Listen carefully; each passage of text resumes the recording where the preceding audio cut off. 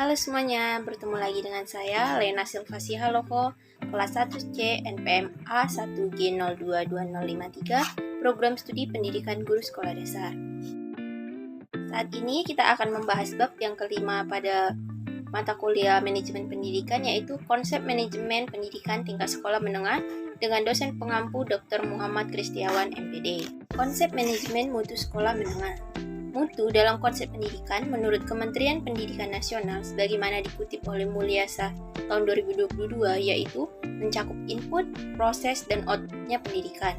Manajemen mutu sekolah menengah adalah upaya yang dilakukan dalam memperbaiki kualitas sebuah lembaga pendidikan tingkat menengah, SMP, SMA, K, atau MA, guna tercapainya tujuan pendidikan. Nah, apa saja sasaran mutu pendidikan? Sasaran mutu pendidikan itu adalah 3, yaitu input, proses, dan output. Input itu meliputi kepala sekolah, guru, pegawai ahli, fasilitas lengkap, lingkungan kondusif, kurikulum berstandar tinggi, dana, siswa yang terseleksi, dan dana pendukung yang cukup. Dan untuk proses yaitu KBM, metode dan pengujian efektif, organisasi atau manajemen administrasinya baik, hubungan masyarakat atau industri erat, kegiatan ekstrakurikuler aktif, dan yang terakhir pengendalian mutu efektif. Terus sasaran mutu yang terakhir yaitu output.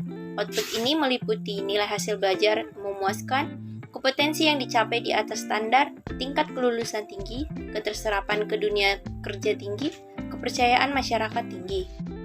Nah, apa saja hal-hal yang diperlukan untuk mengelola sekolah? Yang pertama yaitu memahami fungsi sekolah. Kedua, memahami kebijakan pemerintah.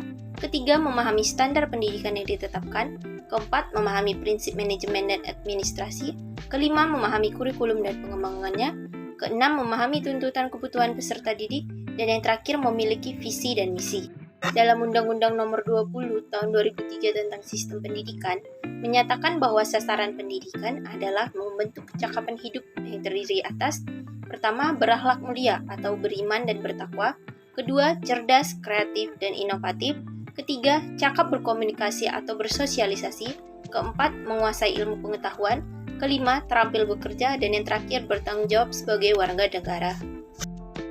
Menurut Martin, mutu sekolah terdiri atas melaksanakan kegiatan sesuai fungsi, tepat sebagai lembaga pendidikan, memiliki keunggulan, terpercaya sebagai sekolah yang baik, kondisi nyaman atau menyenangkan, penampilan fisik maupun kegiatan menarik, dan yang terakhir mengesankan atau favorit. Pengelolaan sekolah terfokus pada apa saja? Pengelolaan sekolah terfokus pada 1. Pembaharuan SMA yang berkelanjutan dalam rangka meningkatkan mutu pendidikan. Kedua, implementasi sistem manajemen abad 21 dengan mempertimbangkan peran SMA dalam membangun MBS di SMA.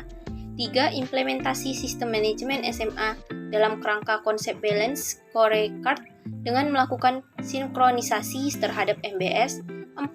Implementasi sistem manajemen SMA dalam kerangka good governance. Dan yang terakhir, implementasi sistem manajemen SMA yang adaptif dengan perkembangan ICT. Nah, itu dia penyampaian saya mengenai konsep manajemen pendidikan tingkat sekolah menengah. Semoga bermanfaat.